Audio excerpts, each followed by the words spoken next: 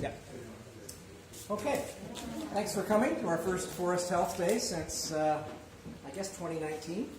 So it's been a few years since we've done this. We're going to record it today and put it up on the website for people to see if they weren't able to attend.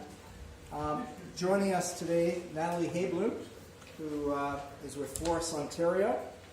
She was raised in Huntsville and spent her childhood in a rural forest covered community, and that sparked her love and passion for forestry. Following her undergraduate degree in zoology from the University of Guelph, Nathalie achieved her master's degree from the University of Toronto in forest conservation. So upon completing her work requirements, she became a registered professional forester, and her most recent roles in industry have been with both private and public land forestry. She currently works part-time with Forestry Ontario as a forest advisor and spends the remainder of her time as a private woodlot consultant.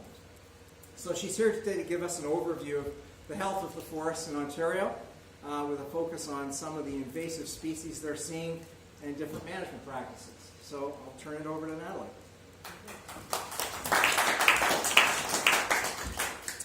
Hi everyone.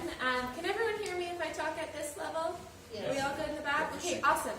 I'm so happy to be here today. It's so amazing to be out and talking to people in person again. I've had, I think, 2 full years of talking at these presentations behind a screen, where all you can see is yourself and the presentation, and it's like, am I talking to anyone? I feel like it's just myself. So it's fantastic to see people's faces and have this connection again. So thank you very much for having me, and thank you for the great introduction as well. Just like was mentioned, I'm going to be giving a pretty general overview of updates of forest health in Ontario. Keep in mind that a lot of what I'm reporting on is 2020. That's because in our 2020 was when we had our solid reporting, and they're still working on the 2021 year. However, we've been notified that almost everything is the same. There's no major changes that I'll tell you today that you'll hear in a month from now and think, oh my goodness, she said something completely different. It's all current, and everything is applicable. So I'm going to cover climate change and weather patterns, abiotic forest damage, invasives in Ontario, a quick update of some of the major ones, armillaria root rot, looking forward to a new invasive, unfortunately, and then I'll discuss a couple different ways that landowners can manage their property under certain programs that are available. If you have any questions at all while I'm talking, please feel free to stop me and we can have a discussion. I don't mind doing that at all, and then at the end we can have a questions discussion period, especially because we're a small group. I think it will work well. I will very quickly introduce Forests Ontario. Forests Ontario is a non-for-profit organization, for those of you who have not heard of it. We run on 3 main pillars: tree planting and maintenance, forest education, and community engagement. If anyone has heard of the 50 Million Tree Program, that's sort of our main thing that we do. We administer it from funding from corporate sponsors, big donors, as well as the government.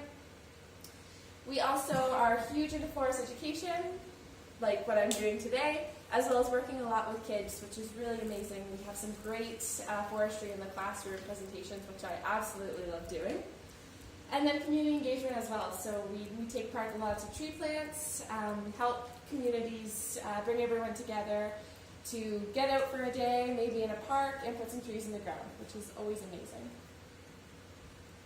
And back to our presentation. I'm sorry if this is really hard to see, but I'll try to talk through it so maybe it'll make a little bit more sense. This is a very, very broad overall map of the forest damage ranking of 2020. I'll try not to sound too doomsday-ish while I'm talking about this, but our colors labeled here, which I can't even see on that. We have our light blue, which is our abiotic damage. Very, very difficult to see, but we have a couple spots here that experienced damage from abiotic causes. And then we have our biotic causes, which, does everyone know what abiotic means before? No. I am so sorry. Okay, so abiotic is essentially a force that isn't a living thing. So blow down, forest fires are all abiotic damage, whereas biotic damage would be something like a bug coming through. It's a living thing. It's a biological feature. So when I'm talking about abiotic damage, I'm almost always talking about storms and forest fires, because that's what causes damage that isn't a living thing here. So we have our biotic damages, which are colored in the reds and the greens. In our red, we have mortality, which is very bad, and we have some areas that experience just flat-out mortality from whatever was causing it. It doesn't get into specifics into this map, but we can talk a little bit more about that later. And then the green is sort of a moderate to severe to also light damage from the invasive species, which can be anything from LDD moth, emerald ash borer, beach bark disease, and we will get into some more specific ones. I'm sure everyone knows that weather plays a massive role in forest health. Extreme weather events can affect tree health, causing decline in mortality.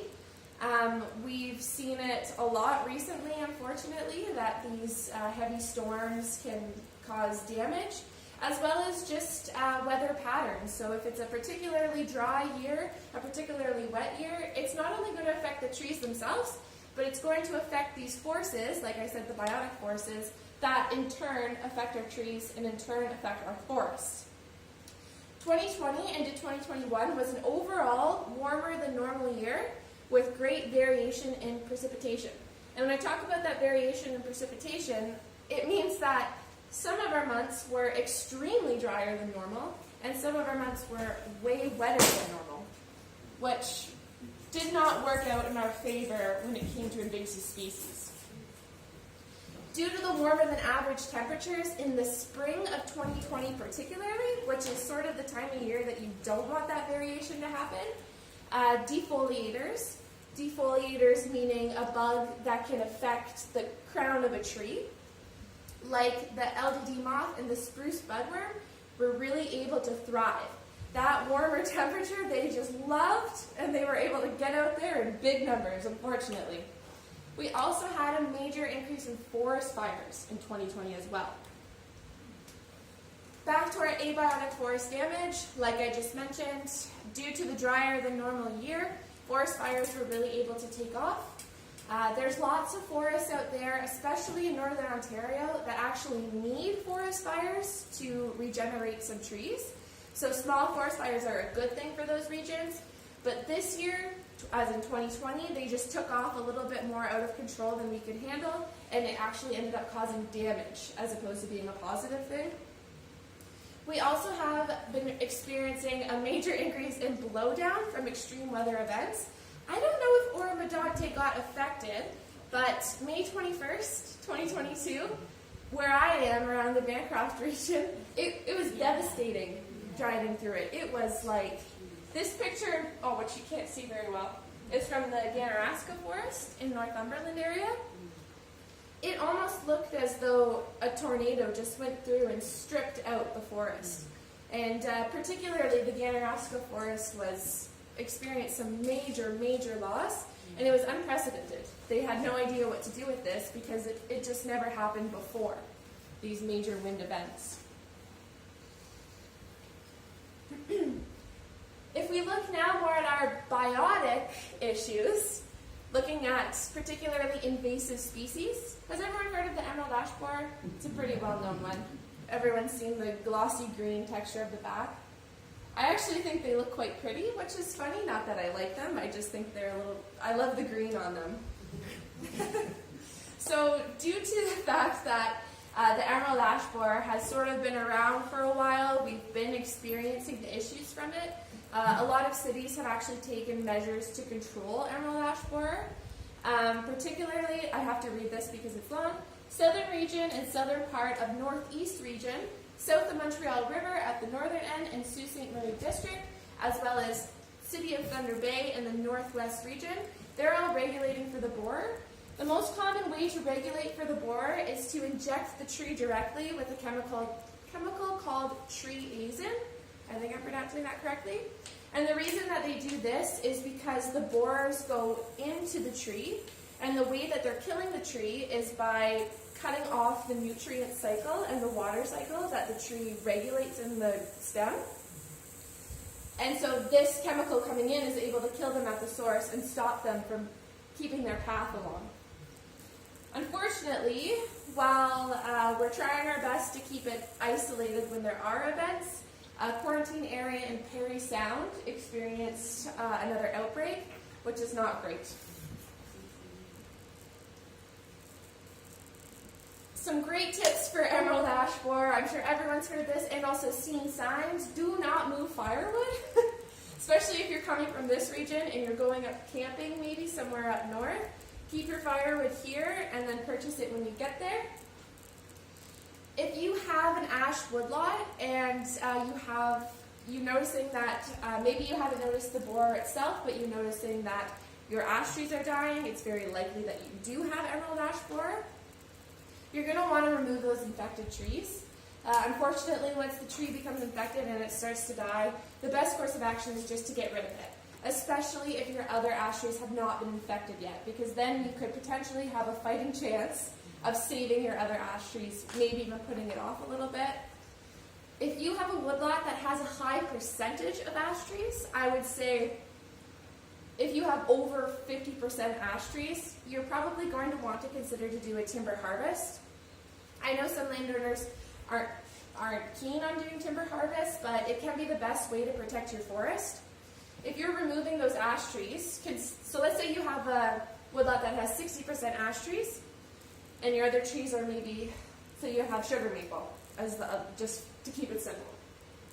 If your emerald ash borer comes in, and it's able to get to all of your trees quickly, you're going to lose 60% of your trees, which of course is not a good thing. So if you do your timber harvest and you focus on the removal of your ash trees, then you are able to have an attempt at generating other tolerant hardwood species, like sugar maple is a great replacement. And then you can at least have a little bit of diversity, which in turn creates stability for your woodlot. So having the more species you have in your woodlot, the more stable your woodlot is going to be to these disturbances. Can I ask a question? Yes, of course. So we've got a bunch of ash that we're losing in our bush, but I'm noticing a lot of small ones coming again. Like, is there hope for this in terms of another generation of ash trees coming through? If you were to take action to actively treat the emerald ash borer through like a chemically interjecting into the trees when they're older, then you may have a chance. But even still, I think that the risk would be a little bit too high. The better option is to try and regenerate something else for sure. Something that also isn't under the threat of something else. Awesome. Okay. So you may know LDD moth as gypsy moth. It's no longer being called gypsy moth anymore. We are now calling it either LDD moth or spongy moth. So I'm going to refer to it as LDD, but it's sort of a new change, so I just wanted to make sure we're all on the same page. So you're like, what is LDD moth? But I'm sure everyone has heard of it as gypsy moth before. So this is sort of a major update for gypsy moth. It really, really, really took off in 2020, unfortunately. It increased from 47,000 hectares in 2019 to 586,000 hectares in 2020. This was actually the largest outbreak in record in Ontario of LDD moth. Now I'm slipping up. The defoliation is actually most severe in the Peterborough to Bancroft to Kemptville region. Got extremely affected. In 2020, the Midhurst district experienced 41,000 hectares of moderate to severe defoliation. This was detected in aerial surveying. I have to read this because it's a mouthful. The most concentrated area of defoliation was in the north, stretching from the northwest side of Lake Simcoe to the peninsula at Awinda Provincial Park, on the shores of Georgian Bay, and reaching south along the shoreline to Wasaga Beach.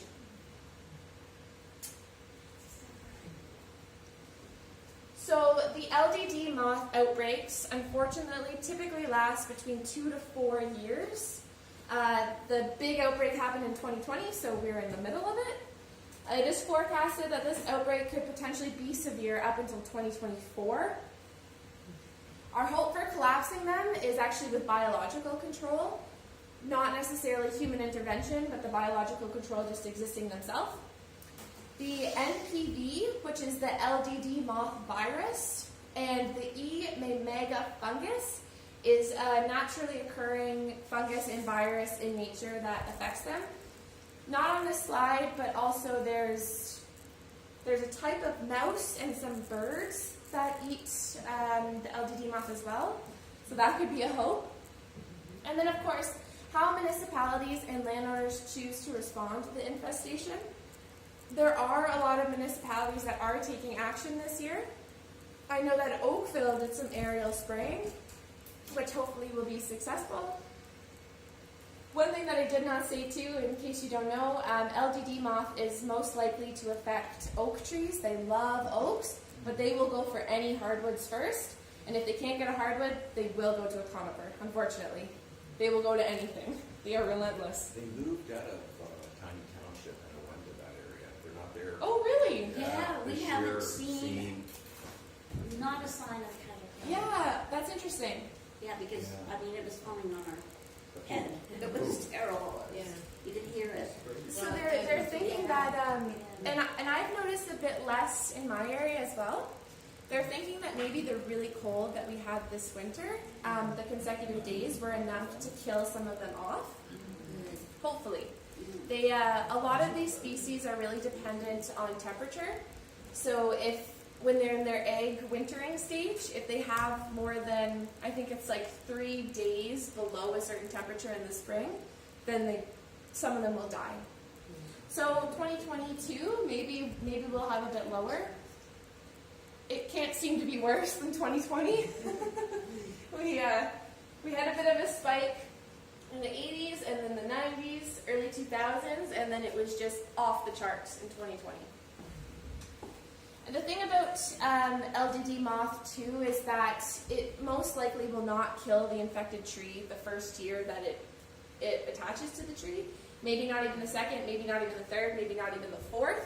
But over time, it's wearing the tree down, causing defoliation, and eventually the tree will get sick, and it'll be really, really, really likely to pick something else up that it will die from. Just like humans. If we have a disease, it wears us down. Pneumonia could be what does it for someone. So, I wish we could see this a little bit better, but maybe you can identify the shape of where it is on the map more than the labels. Our red here is the moderate to severe defoliation from the effects of LDD. So this area here is the Kawartha Lakes to the Kentville area. It's very concentrated, and then scattered as well across southern Ontario. If you have LDD on your property, there are ways that you can try and mitigate the effects. A very popular one, and this isn't quite as popular with people with woodlots because this would take a long time if you had a lot of hardwoods, but maybe you have one tree in front of your house that you've noticed has egg masses on it.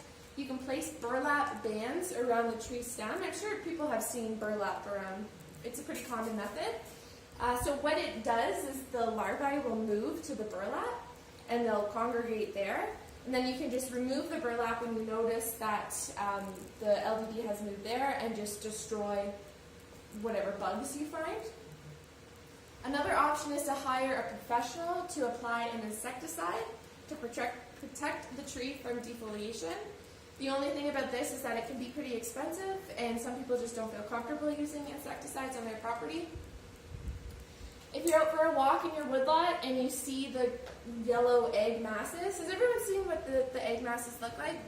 You can just scrape it off, put it in some soapy water, burn it with a lighter, just get rid of it.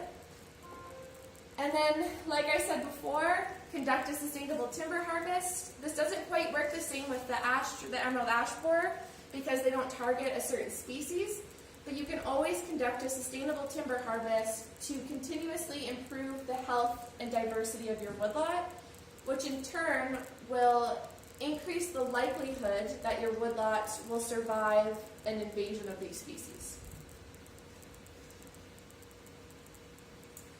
next up we have beach bark disease. So beach bark disease has advanced pretty well throughout Ontario. It's reached as far north as Sault Ste. Marie. So now in Ontario, wherever there's beech trees, there's beach bark disease, unfortunately. Forest managers in central Ontario, such as myself, have reported severe beach bark disease within the past few years. I don't think that within the past couple of years of being out, I have seen a beech tree that hasn't had the disease, unfortunately. They're at a state now where it's pretty late in their survival. And I think beach bark disease has almost 100% death rate within the 10 years of getting the disease. And just like other trees, they don't die from beach bark disease themselves. The beach bark disease wears them down, and then they're likely to pick up some sort of something else that will eventually kill them. If you have beach bark disease on your property, unfortunately, there's not a lot that we've done that we figured out that works extremely well. Beach bark disease was one of those things that came in and we saw it happen in the northern states. They experienced it before us, and we knew it was going to be bad, but things weren't happening quick enough to keep up with what was going to come. I think that it wasn't anticipated it was going to be that severe.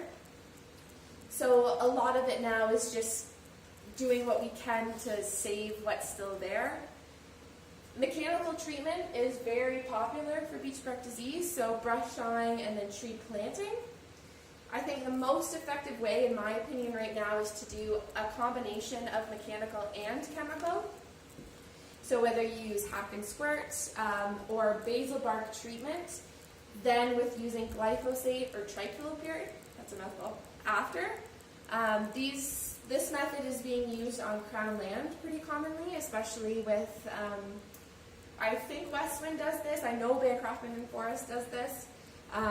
It's been the most effective way to handle it, especially because these areas have so many beech trees in their woodlots. If you have beach bark disease and your trees are almost gone and there's no saving them, it's best to do a salvage cut, get rid of them maybe while there's still some wood value left in it.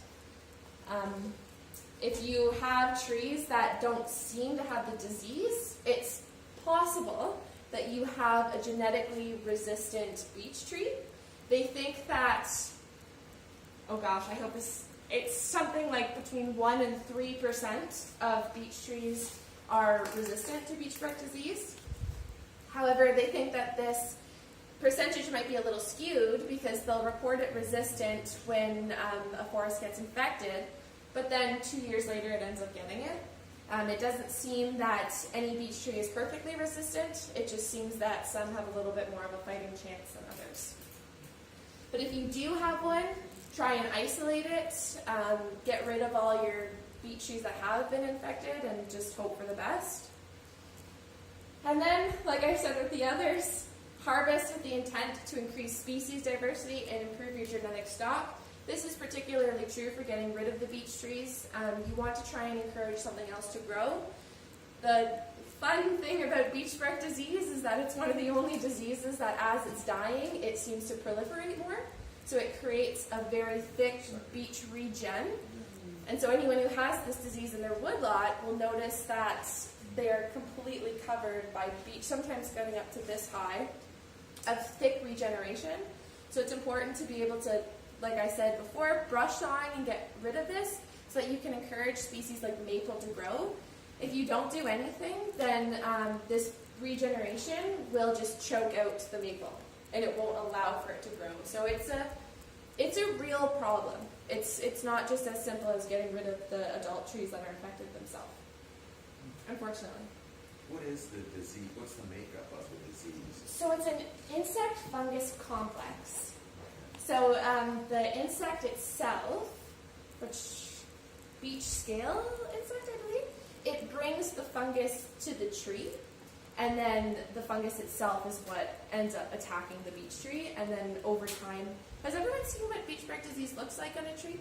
It typically gets these white spots first, and then it will get like these red fruiting bodies from the fungus that just takes the nutrients out of the tree, and like other invasive species, it can no longer survive. Now, with the beech and the suckers that come up, if you prune a lot of them and say encourage one dominant one, is there any chance of that would be a resilient, or you have to wait and see for a few years? So that's a great question, because theoretically maybe that could work, but they're finding that the regen isn't growing up to be healthy beech trees anymore. Yeah. In fact, they're small and they're Yeah, they're already stupid. diseased and they have issues. So it's like, I said I was going to try not to sound too doomsday-ish, but it seems very doomsday-ish. It doesn't seem like there's a way that we can have beech back. I know in the northern states they've attempted to keep the seed of genetically resistant trees and plant them, but I haven't heard much since then, so I don't think that they've had much luck, unfortunately. They've gone through all of this that we're going through already, so at least we have them to learn from, which maybe we should have from the start. My excuse is that all started before I got in the industry.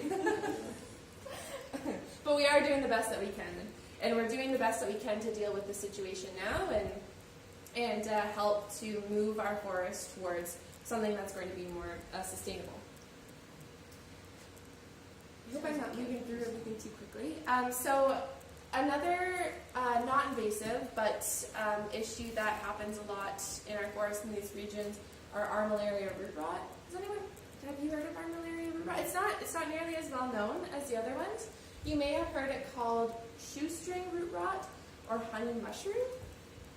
It's called this because you can sort of see on the trunk here, it gets these funny black-looking spindles all over it, and it's very obvious. So it'll look like right at the base, it'll be sort of the bark has cleared and it has this black on it, while the upper part of the tree still seems to have its regular bark. It's bizarre to see. What species is it attacking? Red pine mostly.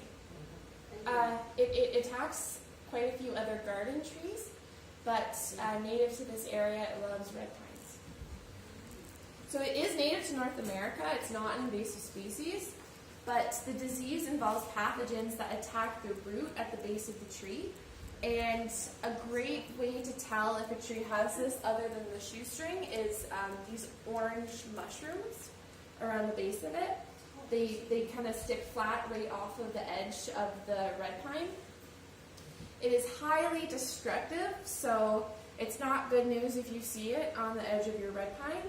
Potentially also because it's going to spread throughout the rest of the plantation. Unfortunately, that is the downside of having a plantation, is that every single tree in your plantation is the same species. So there's not a lot. If something comes in that attacks that species, it's likely going to get the whole forest. If you do have a red pine plantation and you see shoestring on the armillaria root rots, unfortunately the affected trees are not curable. If you see this, unfortunately that tree is probably seeing the end of its life. If you detect the disease early, you may be able to save the surrounding trees, which is good news. So it's great to always be walking through your red pine plantation and looking at your feet for something like this. Plantations that are most likely to get the armillaria root rot are plantations that are not being managed properly. So the best way to prevent tree decline in red pine plantations is to keep up the work with it. For example, you should be thinning constantly on rotations. I think the most common way to do it is to do every 10 years, and the first one should be row thinning of every 4th row. And then after a 10-year rotation, then you're thinning the trees themselves throughout, taking the poorer quality and leaving the good stock. Another 10 years, you do it again, taking the poorer quality, leaving the good stock, and eventually you have a beautiful red pine plantation. It's pretty common when driving through to see red pine plantations that are crowded and small and there's too much going on in them. Those ones are very, very, very likely to not survive. Not only not survive, but not produce what the plantations were intended to produce. Plantations are great for an economic return, as I'm sure everyone knows. That's why they started doing them. So it's in your best interest to keep up with it. And then after a certain amount of years that it's kept up with well, you could potentially have a very, a great return is the word I'm looking for. I can't think of the word. So that's 2020, 2021, 2022, the start of At a Glimpse. Looking forward to what we might be dealing with soon is the hemlock woolly adelgid. Has anyone heard of the hemlock woolly adelgid? So it's quite new. They actually haven't really spoken too much about responses yet because we're still learning. Sorry about that. That's okay. Don't worry. You gotta get up closer, you won't be able to read it. And So- they're old. They're old. Really way to say that. So the adelgid is an aphid-like insect. They specifically go after hemlock trees, and they feed on nutrient and water storage right at the needle's base. So if you were to look at the hemlock branch and flip it over, what it looks like, oh, you can't really see that, but these little white, sort of fuzzy-looking egg masses at the base of the needles. It's very, very distinct because of the contrast on the green. So you can't miss it if you're looking. Unfortunately, there is a pretty good threat of it moving into Ontario. It's kind of crept its way up through the United States, starting down more in the southern area where hemlocks exist, moving up more north. And this is actually true for almost all of our invasive species that have done that. Now that we're experiencing these warmer and sometimes drier conditions, we're just creating the perfect scenario for these bugs to live and survive where they couldn't before. So they start to sort of move up. They can go in very southern Ontario. They're like, this is actually great. Like, the weather's perfect here. It's exactly what I need. And then as we go on, we get even warmer. In the places that weren't experienced that warm, they're able to move even more. So the threat is not only to southern Ontario, it's probably going to be pretty devastating up this way and more north where there are more hemlock trees. It was most recent, I think it was first detected in 2012 and then 2013. And when they saw it, luckily they caught it early. They thought they were able to get rid of it, and it was sort of radio silence from the hemlock woolly adelgid in Ontario for a while. And then in 2019, they found it again in Niagara Falls in an entire woodlot, unfortunately. And then again in Fort Erie in 2021. I haven't seen hemlock woolly adelgid myself, but I had a colleague of mine explain walking through a hemlock woolly adelgid infested forest, and she said that when you're walking through, it almost looks like it's snowing because of these white egg masses that are coming from the trees, which is kind of gross. You don't really, and when you get out, you have to like wash all your clothes and brush them off because so much has landed on you. That and the poop from the Yeah, that you kept. that's right. So here's a map, which you cannot see very well, but we're looking at where hemlock woolly adelgid is most prominent, and then where it's sort of moving up towards. Unfortunately, yeah, you can't see that at all. But up in this band is where hemlock exists, but hasn't really been infected yet with the woolly adelgid, and this is where it's been infected. So naturally, of course, you can imagine what's going to happen to all of our hemlocks. They're rare, very rare in our area, right? Because of the history of Penetang. What was the purpose of the hemlock back in the 1800s? They have, in downtown Penetang by the water, they have a little history about the mill that was there late 1800s. And so they wiped out the hemlocks, but we found a couple on one of our properties, and I just love the hemlock. Yeah, they're beautiful. They are, but they're hard to find too. Yeah.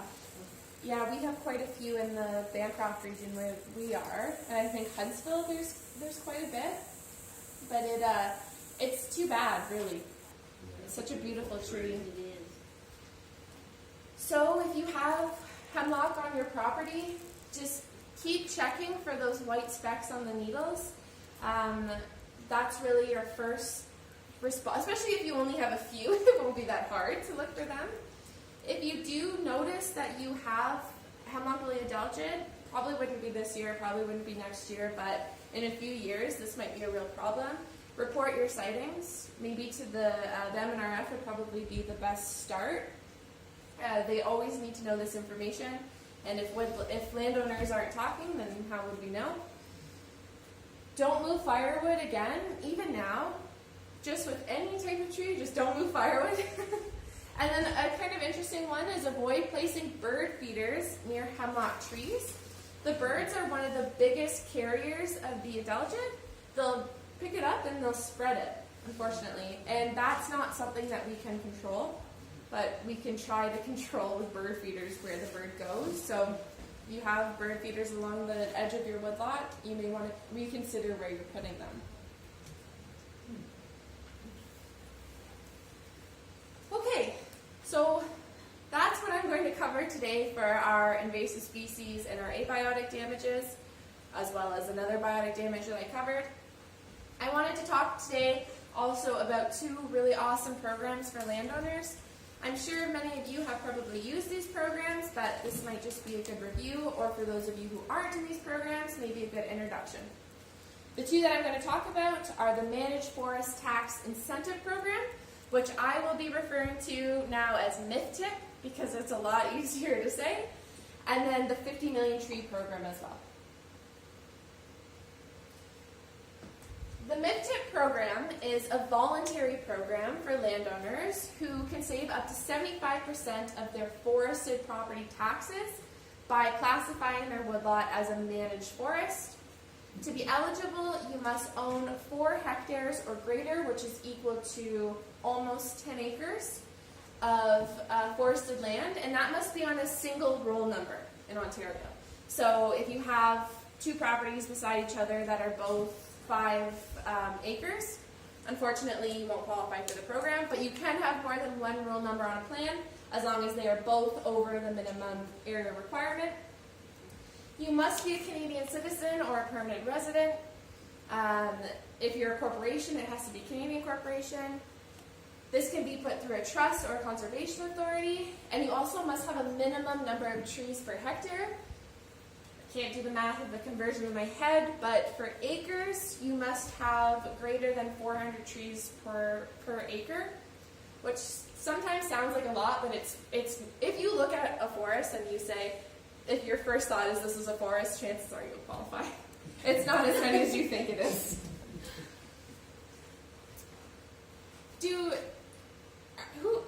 Is anyone here a part of the MIFTIP program already? Lots of you. Almost all of you, which is fantastic. I would recommend the MIFTIP program to any landowner. For those of you who aren't a part of it, the process is pretty simple. Essentially, you find a MIFTIP approver in your area. This can be done straight through the Stewardship Portal website, or you can even contact the MNR directly, and they'll help guide you to one in your area. The MIFTIP approver typically will take care of everything, unless you want to write your own plan, which you can. But if you don't, and many landowners don't want to, the MIFTIP approver will go in. They'll do a property cruise, they'll take all your data and information, and then they'll put it in a nice little plan for you with some maps, and they'll submit it to the MNRF. And then the next year you'll qualify for the program, which is really awesome. It's quite a simple system, and I think that I'm an approver myself, and I am yet to meet a landowner that it doesn't make sense economically for them to enter the program. Most people find that they recover the cost of the plan within the first 2 years of being on the program, and it's for a 10-year return, in what a 10-year interval in which then you do a renewal. That's the word I'm looking for. If you have any more questions about the MIFTIT, feel free to ask me after. We also have the 50 Million Tree Program. This is another really amazing program that Forest Ontario is the lead delivery agent on. The funding support, if you're asking, comes from NRCan and private and corporate donations. And the types of planting projects that can be supported are afforestation, windbreaks, riparian, and climate change forest restoration. So if you're wondering what that looks like, unfortunately, the type of planting that would be excluded would be if you purposely did a harvest and then wanted to plant under it. It doesn't qualify for this program. But if you have an open farm field or you have open area in your woodlot and you think, hey, this would be great as a forest, this is an amazing program. If you have farm that's actually used for farm field, you can create windbreaks. If you want to prevent erosion along a water edge, riparian planting is amazing as well. And then, like I talked about with abiotic factors, or even biotic, if there's been an event that was out of your control, that ended up damaging a lot of your forest and planting is needed, then that falls under this program as well.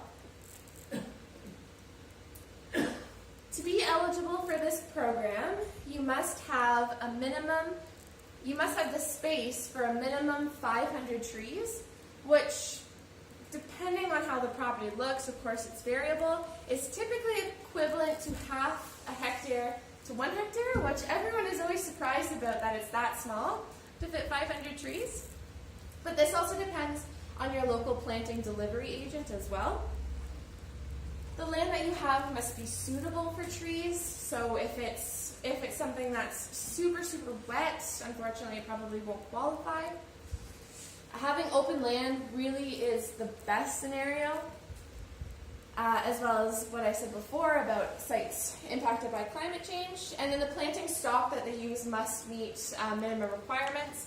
But this typically isn't an issue because Forest Ontario, with this program, works with 3 or 4 nurseries that are already predetermined. I think the closest one, I always forget, Ferguson Nursery, is that the one that's near here?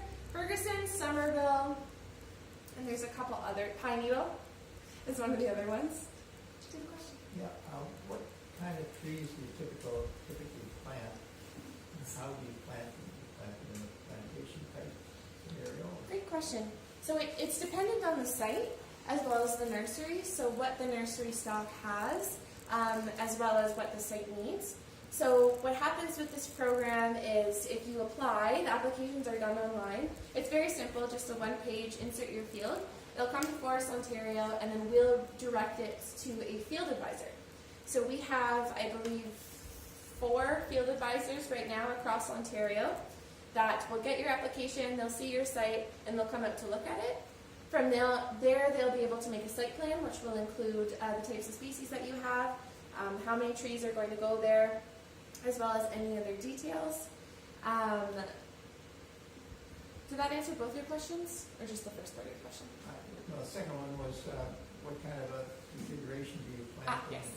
So typically it is to be an ecological plantation, so planting a variety of trees for ecological reasons as opposed to economic. So a really common one is white spruce or white pine. They normally don't just do one species. Sometimes it'll be a combination of 3 or 4, and they'll plant them in spacing that, so like 2 steps forward, 2 steps to the side, and back type of thing. So it isn't planted in like plantation rows per se, typically. Now, if you have a plantation forest and you do a little bit of thinning, can you qualify to put new trees in the plantation? Not in this program. No. And if you have farmland, so we have a 50-acre lot, and about 33 acres is treed, and the other 17 is cleared, but there's 3 or 4 different cleared acreage. Mm-hmm. If we were to take, let's say, 5 or 10 of the acres and convert it to that would qualify? Yes. But how would it affect the the agricultural side of it, would it have any impact, and then what would happen on the tax side of things? If you're under the tax incentive program for agriculture. Yeah. That's a good question. It depends if the area is under the agriculture tax, like if it is included in that area. We don't farm the land, we get a break because we have a farmer farming the land. Okay. I think that if you plant it and it's no longer being used, it has to be excluded. I'm not as familiar with the farm tax incentive program, but I do know people who have been on both the farm tax incentive program and the MIFTIT program by planting trees. So they'll take that land out of the farm tax program and then plant it and then put it into the MIFTIT program. So if that makes sense. Yeah. It's sort of Okay. confusing. But that's a great point. If you have open farm field or open land that you're not using for anything, and you want to use the 50 million tree program to plant trees there, you can then immediately enter into the MIFTIT program. You don't have to wait for them to grow up tall or anything. It can go in pretty much right away. The cost factor of this is that they're at a discounted rate. I'll have to look up exactly what that number is. Of course, I'm forgetting it now. But essentially, the planting delivery agent will apply the discount after the planting has happened, which comes directly through Forests Ontario. So you aren't paying in full for it. In fact, it's a very, very good discount. So much so that lots of landowners use this program. And there are specific planting delivery agents that go through this program that are allowed to use it, but this can be discussed with your field advisor when they make the site plan as well, because there will be one that's local to you. So if you are interested, you can visit our website. I also left some cards back there which have some information in the website on them as well, so please do grab one of those. You can also find a local planting delivery agent. If you know someone who plants around here that does do the 50 million tree program, you can contact them directly, or you can call Forests Ontario as well, or you can also just shoot me an email and I'll help you through the process as well. And that's it for my slide deck. I think I've talked for quite a long time now, so if we can move this to a discussion period now, or if anyone has specific questions. You're moving your office, the main office from Toronto up to Barrie. Yes. Taking place. Yeah, we've been in Barrie now for a while now. We're right at the water. It's a beautiful location, so we're very close to here. So if you want to check out where the Forests Ontario office is, please stop by. It's a beautiful. We didn't see any announcement about a grand opening. It's a pretty tiny office. I don't think we'd be able to host one. What's the address? 15 Maple Avenue. Yes. Oh, okay. Yeah, we have a great I memory. can't find your office, I live next door to it. Must be the meeting time. It is. It's very hidden in there. It's like it's not an entrance from the street. You have to walk to the side. It's very confusing, but it's a beautiful little space. It's really great. The 50 million tree program you spoke about, there's a cost to it, to plant it? Yes, but it's very. I'll look up the exact number. Is it by the planting, like a per planting kind of a price? Is that? By tree. By tree. By seedling. Yeah. But it's not, will play no economic value for the person who grows it in the future. So let's say the trees grow, like I won't be around when these trees are 50 or 100 feet, but what's the benefit to somebody doing it, just from an ecological? Yeah, so lots of ecological benefits to planting trees. Habitat, wildlife creation, temperature control. Planting trees is great for controlling temperature on your property. My house is surrounded by a lot of lawn, and it gets ridiculously hot in the house there, so I wish we had more trees. As well as if you're looking for economic benefit, the MIFTIP. If you can get in the MIFTIP, which means that you're going to save a lot of your taxes, which is pretty awesome. Has it decided? Go ahead. Has it decided what species for the ash that are being lost in an urban area? Have they decided what's the best species to replace these? It's typically best to if you're losing a species, it's best to replace it with a type of species that has the same shade tolerance level. So it has the same preferences for how much light it prefers to grow in. I think sugar maple, in my opinion, is the best to replace with. You're going to want to choose a species that, of course, is native to the area. You don't want to pick something like Norway maple. Tell me whether there's any interconnection between Forestry Ontario and the MNR. Does it have any enforcement powers? We're in a situation on the Earl Moraine where one of the predominant activities is mining, gravel mining or sand mining. Do you have any impact on being able to have some input to either permit or deny the operation of a gravel pit, or perhaps limited